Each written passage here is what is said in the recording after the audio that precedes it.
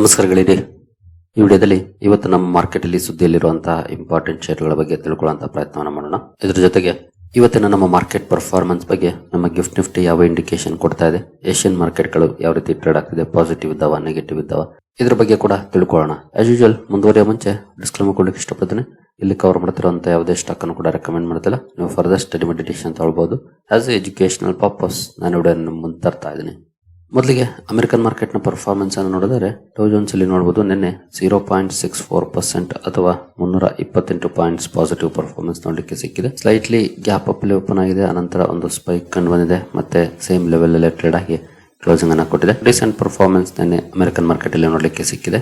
ಇನ್ನು ನಾಸ್ಟಾಕ್ ಕಡೆ ಬಂದ್ರೆ ನಾಸ್ಟಾಕ್ ಅಲ್ಲಿ ಡೌನ್ ಪರ್ಫಾರ್ಮೆನ್ಸ್ ಇದೆ, 1.15% ಅಥವಾ 307 ಪಾಯಿಂಟ್ಸ್ ಡೌನ್ ಅಲ್ಲಿ ನಾಸ್ಟಾಕ್ ಕ್ಲೋಸಿಂಗ್ ಅನ್ನು ಕೊಟ್ಟಿದೆ. ಓಪನಿಂಗ್ ಫ್ಲಾಟ್ ಇದೆ, ನಂತರ ಪಾಸಿಟಿವ್ ಕೂಡ ಆಗಿದೆ, ಬಟ್ ಸಸ್ಟೈನ್ ಆಗಿಲ್ಲ. ಅಲ್ಲಿಂದ ನೋಡಬಹುದು ಯಾವ ರೀತಿ ಡೌನ್ ಆಗಿದೆ ಅಂತ. ಮೊನ್ನೆ ತುಂಬಾ ಒಳ್ಳೆ ಪರ್ಫಾರ್ಮೆನ್ಸ್ ನೋಡ್ಲಿಕ್ಕೆ ಸಿಕ್ಕಿತ್ತು, ಮೋರ್ ದನ್ 3% ಪಾಸಿಟಿವ್ ಇತ್ತು.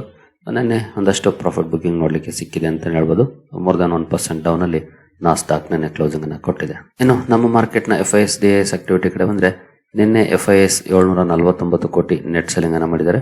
DIS ನೋಡಬಹುದು ಜಸ್ಟ್ 0.1 crore ಅಂದ್ರೆ ಬರೀ 10 ಲಕ್ಷದ ನೆಟ್ ಬೈಯರ್ಸ್ ಆಗಿದ್ದಾರೆ. ತುಂಬಾ ದಿನದ ನಂತರ ಫ್ಲಾಟ್ ಇದೆ ಅಂತ ಹೇಳ್ಬೋದು. DIS ಕಡೆಯಿಂದ ಪರ್ಫಾರ್ಮೆನ್ಸ್ ಅಂದ್ರೆ ಆಲ್ಮೋಸ್ಟ್ ಎಷ್ಟು ಸೆಲ್ ಮಾಡಿದಾರೋ ಅಷ್ಟೇ ಬೈ ಕೂಡ ಮಾಡಿದ್ದಾರೆ, ಅಷ್ಟೇ ಹೆಚ್ಚಿನದಾಗಿ ಬೈ ಮಾಡಿಲ್ಲ. FIS ನಿಯರ್ಲಿ 750 ಕೋಟಿ ಸೆಲ್ಲಿಂಗ್ ಅನ್ನ ಮಾಡಿದ್ದಾರೆ. ಮೊನ್ನೆ ಸ್ವಲ್ಪ ಬೈಯಿಂಗ್ ಅನ್ನ ಮಾಡಿದ್ರು, ಬಟ್ ನಿನ್ನೆ ಮತ್ತೆ ಸೆಲ್ ಮಾಡಿದ್ದಾರೆ. ನೋಡೋಣ ಇವತ್ತು ಯಾವ ರೀತಿ ಇರುತ್ತೆ ಇವ್ರ ಕಡೆಯಿಂದ ರೆಸ್ಪಾನ್ಸ್ ಅಂತ. ಇನ್ನು ಮಿಡ್ಲ್ ಈಸ್ಟ್ ಕಡೆಯಿಂದ ಬಂದಿರುವಂತಹ ಸುದ್ದಿಗಳನ್ನು ನೋಡೋದಾದ್ರೆ ನೋಡಬಹುದು, Iran warns of crushing response if US breaches deal as military threatens action over Lebanon strikes.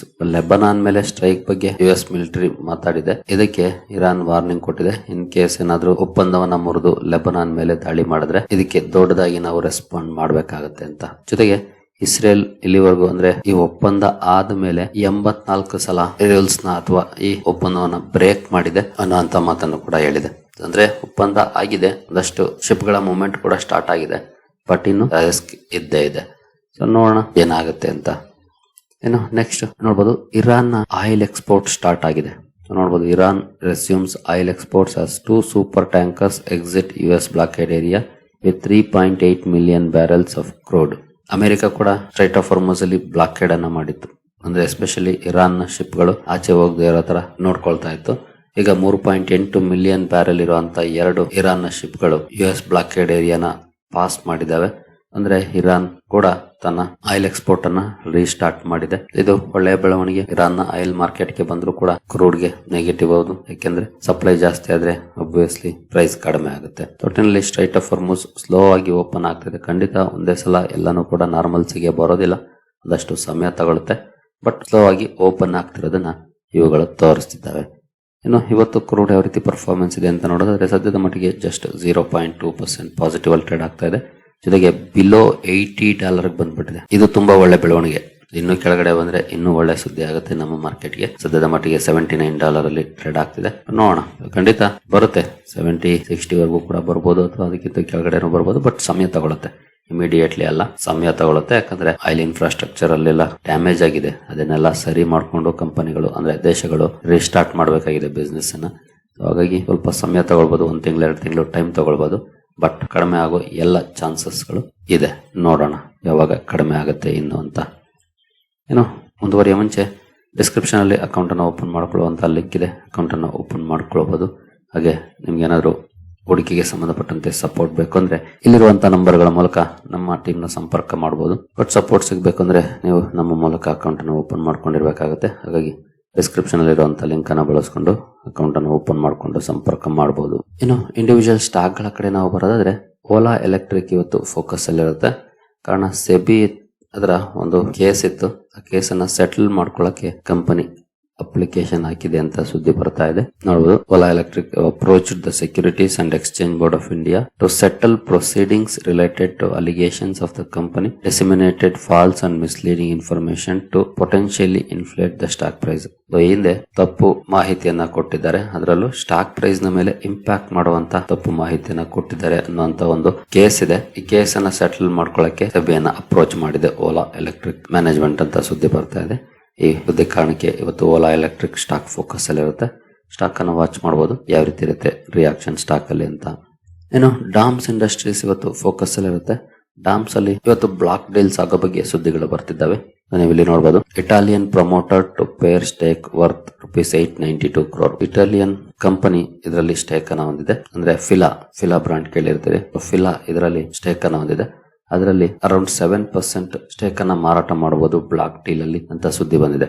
ನೋಡಬಹುದು, ಅದರಲ್ಲೂ ಎನ್ನೆಯ ಕ್ಲೋಸಿಂಗ್ ಪ್ರೈಸ್ ಏನಿತ್ತು ಅದಕ್ಕೆ 9% ಡಿಸ್ಕೌಂಟ್ ಅಲ್ಲಿ ಸೇಲ್ ಮಾಡ್ತಾ ಇದೆ. ಈ ಸುದ್ದಿ ಕಾರಣಕ್ಕೆ ಸ್ಟಾಕ್ ಫೋಕಸ್ ಅಲ್ಲಿ ಇರುತ್ತೆ. ಡಾಮ್ಸ್ ಇಂಡಸ್ಟ್ರೀಸ್ ಅನ್ನ ವಾಚ್ ಮಾಡಬಹುದು, ಯಾವ ರೀತಿ ಇರುತ್ತೆ ಇವತ್ತು ಇದಕ್ಕೆ ರಿಯಾಕ್ಷನ್ ಸ್ಟಾಕ್ ಅಲ್ಲಿ ಅಂತ. ಏನು ವಿಪ್ರೋ ಲಿಮಿಟೆಡ್ ಕೂಡ ಸುದ್ದಿಯಲ್ಲಿರುತ್ತೆ. ಕಾರಣ ಕಂಪನಿ ಬೆಂಗಳೂರಲ್ಲಿ ಕ್ಲಾಡ್ ಮಾಡೆಲ್ಸ್ ಗಾಗಿ applied centre for AI excellence ಅನ್ನ ಲಾಂಚ್ ಮಾಡಿದೆ. ಈ ಲಾಂಚ್ ನ ಕಾರಣಕ್ಕೆ ಸ್ಟಾಕ್ ಫೋಕಸ್ ಅಲ್ಲಿ ಇರುತ್ತೆ. ವಿಪ್ರೋ ಕೂಡ ವಾಚ್ ಮಾಡಬಹುದು, ಯಾವ ರೀತಿ ಇರುತ್ತೆ ಇವತ್ತು ರಿಯಾಕ್ಷನ್ ಸ್ಟಾಕ್ ಅಲ್ಲಿ ಅಂತ. ಏನೋ ಕಿಮ್ಸ್ ಅಥವಾ Krishna institute of medical science ಕೂಡ ಸುದ್ದಿಯಲ್ಲಿರುತ್ತೆ. ಕಾರಣ ನೋಡಬಹುದು, ಕಂಪನಿ 1500 ಕೋಟಿ ಮೊತ್ತದ QIP ಲಾಂಚ್ ಮಾಡಿದೆ. Qualified institutional placement. ಇಲ್ಲಿ ರಿಟೇಲ್ ಇನ್ವೆಸ್ಟರ್ಸ್ ಗೆ ಭಾಗವಹಿಸೋದಕ್ಕೆ ಅವಕಾಶ ಇರೋದಿಲ್ಲ, ಓನ್ಲಿ ಇನ್ಸ್ಟಿಟ್ಯೂಷನ್ಸ್ ಭಾಗವಹಿಸ್ತಾರೆ. ಸುಮಾರು 20 ಮಿಲಿಯನ್ ಶೇರ್ಗಳನ್ನ ಕಂಪನಿ ಆಫರ್ ಮಾಡ್ತಿದೆ QIP ಮೂಲಕ. ಈ ಸುದ್ದಿ ಕಾರಣಕ್ಕೆ ಸ್ಟಾಕ್ ಫೋಕಸ್ ಅಲ್ಲಿ ಇರುತ್ತೆ. ಕಿಮ್ಸ್ ಅನ್ನು ಕೂಡ ವಾಚ್ ಮಾಡಬಹುದು, ಯಾವ ರೀತಿ ಇರುತ್ತೆ ಇವತ್ತು ರಿಯಾಕ್ಷನ್ ಸ್ಟಾಕ್ ಅಲ್ಲಿ ಅಂತ. ಇನ್ನು ಭಾರತ್ ಫೋರ್ಜ್ ಕೂಡ ಸುದ್ದಿಯಲ್ಲಿರುತ್ತೆ. ಕಾರಣ company next generation light armoured multipurpose vehicle ಅನ್ನ ಲಾಂಚ್ ಮಾಡಿದೆ. ಸಿಂಹ 4x4 ಅಂತ. ಈ ಲಾಂಚ್ ನ ಕಾರಣಕ್ಕೆ ಭಾರತ್ ಫೋರ್ಜ್ ಕೂಡ ಫೋಕಸ್ ಅಲ್ಲಿ ಇರುತ್ತೆ. ಸ್ಟಾಕ್ ಅನ್ನು ಸಹ ವಾಚ್ ಮಾಡಬಹುದು, ಯಾವ ರೀತಿ ಇರುತ್ತೆ ಇದಕ್ಕೆ ರಿಯಾಕ್ಷನ್ ಸ್ಟಾಕ್ ಅಲ್ಲಿ ಅಂತ. ಏನು ಜನರಲ್ ಇನ್ಶೂರೆನ್ಸ್ ಕಾರ್ಪೊರೇಷನ್ ಕೂಡ ಫೋಕಸ್ ಅಲ್ಲಿ ಇರುತ್ತೆ. ಕಾರಣ ಕಂಪನಿ OFS ಅನ್ನ ಲಾಂಚ್ ಮಾಡಿದೆ ನಿನ್ನೆ. ಅಂದ್ರೆ ಸರ್ಕಾರ ಸ್ಟೇಕ್ ಅನ್ನ ಮಾರಾಟ ಮಾಡ್ತಾ ಇದೆ. ನಿನ್ನೆ ಲಾಂಚ್ ಮಾಡಿತ್ತು. ಇವತ್ತು ರಿಟೇಲ್ ಇನ್ವೆಸ್ಟರ್ಸ್ ಗೆ ವಿಂಡೋ ಓಪನ್ ಇರುತ್ತೆ. ಹಾಗಾಗಿ ಸ್ಟಾಕ್ ಕೂಡ ಫೋಕಸ್ ಅಲ್ಲಿ ಇರುತ್ತೆ. ಜನರಲ್ ಇನ್ಶೂರೆನ್ಸ್ ಕಾರ್ಪೊರೇಷನ್ ಅನ್ನು ಕೂಡ ವಾಚ್ ಮಾಡಬಹುದು. ನಂತರ ಬಿಲಿಯನ್ ಬ್ರೈನ್ಸ್ ಗ್ಯಾರೇಜ್ ವೆಂಚರ್ಸ್ ಕೂಡ ಫೋಕಸ್ ಅಲ್ಲಿ ಇರುತ್ತೆ ಅಥವಾ ಗ್ರೋ. ಇದ್ರ ಜೊತೆಗೆ ಏಂಜಲ್ ಒನ್ ಕೂಡ ಫೋಕಸ್ ಅಲ್ಲಿ ಇರುತ್ತೆ. ಕಾರಣ ಈ ಕಂಪನಿಗಳು US ಸ್ಟಾಕ್ಸ್ ಹೂಡಿಕೆಗೆ ಸಂಬಂಧಪಟ್ಟಂತೆ ಅಪ್ರೂವಲ್ ಅನ್ನ ಪಡ್ಕೊಂಡಿದ್ದಾವೆ. ಗಿಫ್ಟ್ ಸಿಟಿ ಮೂಲಕ ಮೇ ಬಿ ಅನದರ್ 2-3 ಮಂತ್ಸ್ ಅಲ್ಲಿ ತಮ್ಮ ಕ್ಲೈಂಟ್ಸ್ ಗೆ US ಸ್ಟಾಕ್ಸ್ ಅಲ್ಲಿ ಹೂಡಿಕೆ ಮಾಡುವಂತ ಅವಕಾಶಗಳನ್ನ ಕಲ್ಪಿಸಿಕೊಡೋ ಬಗ್ಗೆ ಅಪ್ರೂವಲ್ ಅನ್ನ ಪಡ್ಕೊಂಡಿದ್ದಾವೆ. ಈ ಸುದ್ದಿ ಕಾರಣಕ್ಕೆ angel one, Groww, even Zerodha ಕೂಡ ಪಡ್ಕೊಂಡಿದೆ. But Zerodha unlisted company. ಹಾಗಾಗಿ ಈ 2 ಸ್ಟಾಕ್ ಗಳು ಫೋಕಸ್ ಅಲ್ಲಿ ಇದಾವೆ. ಎರಡನ್ನು ಕೂಡ ವಾಚ್ ಮಾಡಬಹುದು. ಈ ಸುದ್ದಿಗೆ ಏನಾದ್ರೂ ಸ್ಟಾಕ್ ಗಳಲ್ಲಿ ರಿಯಾಕ್ಷನ್ ಬರುತ್ತಾ ಅಂತ. ಇತ್ತೀಚೆಗೆ ಸ್ಪೇಸ್ ಎಕ್ಸ್ IPO ಬಂತಲ್ಲ, ತುಂಬಾನೇ ಭಾರತೀಯರು ಆ ಸ್ಪೇಸ್ ಎಕ್ಸ್ IPO ಲಿಸ್ಟ್ ಆದ್ಮೇಲೆ ತಗೊಳಕ್ಕೆ ಪ್ರಯತ್ನ ಪಟ್ಟಿದ್ದಾರೆ. IPOಗೆ ಅಪ್ಲೈ ಮಾಡಕ್ ಆಗ್ತಾ ಇರಲಿಲ್ಲ, ಕೆಲವೊಂದು ಟೆಕ್ನಿಕಲ್ ಇಶ್ಯೂಸ್ ಇತ್ತು. ಬಟ್ ಲಿಸ್ಟ್ ಆದ್ಮೇಲೆ ತಗೊಳ್ಳೋ ಅವಕಾಶ ಇದೆ. ಹಲವು ಬ್ರೋಕರ್ಸ್ ಆಫರ್ ಮಾಡ್ತಾರೆ. ಹಾಗಾಗಿ ತುಂಬಾ ಜನ ಅದನ್ನ ತಗೊಳಕ್ಕೆ ಪ್ರಯತ್ನ ಪಟ್ಟಿದ್ದಾರೆ. ಬಟ್ ಹೆವಿ ವ್ಯಾಲ್ಯೂಯೇಷನ್ ಅಲ್ಲಿ ಇದೆ. ಅಂದ್ರೆ ಡಿಮಾಂಡ್ ಬರ್ತಾ ಇದೆ ಬೇರೆ ದೇಶಗಳ ಮಾರ್ಕೆಟ್ ಅಲ್ಲಿ ಹೂಡಿಕೆ ಮಾಡ್ಲಿಕ್ಕೆ. ನಮ್ಮ ಮಾರ್ಕೆಟ್ ಅಂತ ಒಳ್ಳೆ ಪರ್ಫಾರ್ಮೆನ್ಸ್ ಮಾಡ್ತಾ ಇರದೇ ಇರೋದು ಡಿಮಾಂಡ್ ಕ್ರಿಯೇಟ್ ಮಾಡ್ತಾ ಇದೆ. ಹಾಗಾಗಿ ಆ ನಿಟ್ಟಿನಲ್ಲಿ ಈ ಕಂಪನಿಗಳು ಪ್ರಯತ್ನ ಪಟ್ಟು ಅಪ್ರೂವಲ್ ಅನ್ನ ಪಡ್ಕೊಂಡಿದ್ದಾವೆ. ಮೇ ಬಿ ನೆಕ್ಸ್ಟ್ 2-3 ಮಂತ್ಸ್ ಅಲ್ಲಿ ಇಲ್ಲೂ ಕೂಡ ಅವಕಾಶಗಳು ಓಪನ್ ಅಪ್ ಆಗುತ್ತೆ. ಇನ್ನು ಝೈಡಸ್ ಲೈಫ್ ಸೈನ್ಸಸ್ ಲಿಮಿಟೆಡ್ ಕೂಡ ಸುದ್ದಿಯಲ್ಲಿರುತ್ತೆ. Company US based pharma Assertio holdings ಅನ್ನ ಅಕ್ವೈರ್ ಮಾಡುವಂತ ಅನೌನ್ಸ್ಮೆಂಟ್ ಅನ್ನ ಈ ಹಿಂದೆನೆ ಮಾಡಿತ್ತು. ಈಗ ಆ ಅಕ್ವಿಸಿಷನ್ ಅನ್ನ ಕಂಪ್ಲೀಟ್ ಮಾಡಿದೆ. ಈ ಸುದ್ದಿ ಬಂದಿದೆ. ಈ ಸುದ್ದಿ ಕಾರಣಕ್ಕೆ ಸ್ಟಾಕ್ ಫೋಕಸ್ ಅಲ್ಲಿ ಇರುತ್ತೆ. ಝೈಡಸ್ ಲೈಫ್ ಸೈನ್ಸಸ್ ಅನ್ನು ಕೂಡ ವಾಚ್ ಮಾಡಬಹುದು. ಇನ್ನು FSN ಇ-ಕಾಮರ್ಸ್ ವೆಂಚರ್ಸ್ ಕೂಡ ಸುದ್ದಿಯಲ್ಲಿರುತ್ತೆ. ಕಾರಣ ಕಂಪನಿ ಓಪನ್ AI ಜೊತೆ ಒಪ್ಪಂದವನ್ನು ಮಾಡಿಕೊಂಡಿದೆ. Artificial intelligence driven shopping experiences ಅನ್ನ ಕಸ್ಟಮರ್ಸ್ ಗೆ ಕೊಡ್ಲಿಕ್ಕೆ. ಈ ಸುದ್ದಿ ಕಾರಣಕ್ಕೆ FSN ಇ-ಕಾಮರ್ಸ್ ಫೋಕಸ್ ಅಲ್ಲಿ ಇರುತ್ತೆ. ಸ್ಟಾಕ್ ಅನ್ನು ಸಹ ವಾಚ್ ಮಾಡಬಹುದು, ಯಾವ ರೀತಿ ಇರುತ್ತೆ ಪರ್ಫಾರ್ಮೆನ್ಸ್ ಅಂತ. ಏನು KS ಸ್ಮಾರ್ಟ್ ಟೆಕ್ನಾಲಜೀಸ್ ಕೂಡ ಸುದ್ದಿಯಲ್ಲಿರುತ್ತೆ. ಕಾರಣ ಕಂಪನಿ 111 ಕೋಟಿ ಆರ್ಡರ್ ಅನ್ನ ಪಡ್ಕೊಂಡಿದೆ. ಈ ಕಾರಣಕ್ಕೆ ಅಂದ್ರೆ ಈ ಆರ್ಡರ್ ಕಾರಣಕ್ಕೆ ಸ್ಟಾಕ್ ಫೋಕಸ್ ಅಲ್ಲಿ ಇರುತ್ತೆ. KS ಸ್ಮಾರ್ಟ್ ಟೆಕ್ನಾಲಜೀಸ್ ಅನ್ನು ಕೂಡ ವಾಚ್ ಮಾಡಬಹುದು. ಇನ್ನು ಸೊನಾಟಾ ಸಾಫ್ಟ್ವೇರ್ ಕೂಡ ಸುದ್ದಿಯಲ್ಲಿರುತ್ತೆ. ಕಾರಣ ಕಂಪನಿಯಲ್ಲಿ Polunin emerging markets small cap fund ಸುಮಾರು 19 ಲಕ್ಷ ಶೇರುಗಳನ್ನ ತಗೊಂಡಿದೆ ಬ್ಲಾಕ್ ಡೀಲ್ ಮೂಲಕ. ಈ ಸುದ್ದಿ ಕಾರಣಕ್ಕೆ ಸ್ಟಾಕ್ ಫೋಕಸ್ ಅಲ್ಲಿ ಇರುತ್ತೆ. ಸೊನಾಟಾ ಸಾಫ್ಟ್ವೇರ್ ಅನ್ನು ಕೂಡ ವಾಚ್ ಮಾಡಬಹುದು, ಯಾವ ರೀತಿ ಇರುತ್ತೆ ಇವತ್ತು ರಿಯಾಕ್ಷನ್ ಸ್ಟಾಕ್ ಅಲ್ಲಿ ಅಂತ. ಇನ್ನು ಗಿಫ್ಟ್ ನಿಫ್ಟಿ ಕಡೆ ಬಂದ್ರೆ, ಗಿಫ್ಟ್ ನಿಫ್ಟಿಯಲ್ಲಿ ಯಾವ ರೀತಿ ಪರ್ಫಾರ್ಮೆನ್ಸ್ ಇದೆ ಅಂತ. ಸದ್ಯದ ಮಟ್ಟಿಗೆ 13 ಪಾಯಿಂಟ್ಸ್ ಅಥವಾ 0.05% ನೆಗೆಟಿವ್ ಅಲ್ಲಿದೆ.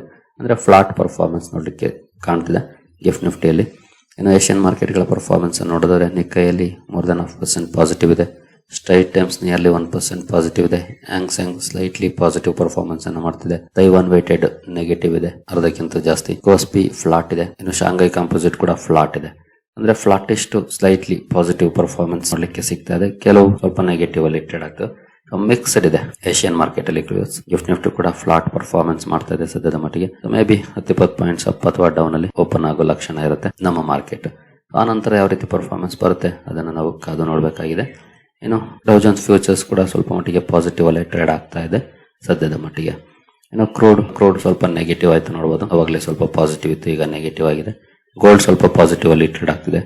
ಇನ್ನು USD/INR ಕಡೆ ಬಂದ್ರೆ ನಿನ್ನೆ ಸ್ವಲ್ಪ ಸ್ಟ್ರಾಂಗ್ ಆಗಿದೆ, 16 ಪೈಸೆ ಅಥವಾ 0.17% ಸ್ಟ್ರಾಂಗ್ ಆಗಿದೆ. ನೋಡೋಣ ಇವತ್ತು ಯಾವ ರೀತಿ ಇರುತ್ತೆ ಪರ್ಫಾರ್ಮೆನ್ಸ್ ಅಂತ. ಓವರ್ ಆಲ್ ಸದ್ಯದ ಮಟ್ಟಿಗೆ ಏನಂತ ಬ್ಯಾಡ್ ನ್ಯೂಸ್ ಆಗ್ಲಿ ಅಥವಾ ಗುಡ್ ನ್ಯೂಸ್ ಆಗ್ಲಿ ಇಲ್ಲ, ನಾರ್ಮಲ್ ಇದೆ. ನೋಡೋಣ ಮಾರ್ಕೆಟ್ ಯಾವ ರೀತಿ ರಿಯಾಕ್ಟ್ ಮಾಡುತ್ತೆ ಈ ಕಂಡೀಷನ್ ಅಲ್ಲಿ ಅಂತ. ಸರಿಗಳಿರಿ, ಈ ಎಲ್ಲ ಅಪ್ಡೇಟ್ಸ್ ನಿಮಗೆ ಇಷ್ಟ ಆಗಿದೆ ಅಂದ್ಕೊಳ್ತೀನಿ. ಹಾಗೆ ಡಿಸ್ಕ್ರಿಪ್ಷನ್ ಅಲ್ಲಿ ಅಕೌಂಟ್ ಅನ್ನು ಓಪನ್ ಮಾಡ್ಕೊಳ್ಳುವಂತ ಲಿಂಕ್ ಇದೆ, ಅಕೌಂಟ್ ಅನ್ನು ಓಪನ್ ಮಾಡ್ಕೊಳ್ಬಹುದು. ಹಾಗೆ ಸೇಮ್ ಡಿಸ್ಕ್ರಿಪ್ಷನ್ ಅಲ್ಲಿ ನಮ್ಮ ಇನ್ಸ್ಟಾಗ್ರಾಮ್ ಹಾಗೂ ಫೇಸ್ಬುಕ್ ಅಕೌಂಟ್ ಗಳ ಲಿಂಕ್ ಕೂಡ ಇರುತ್ತೆ.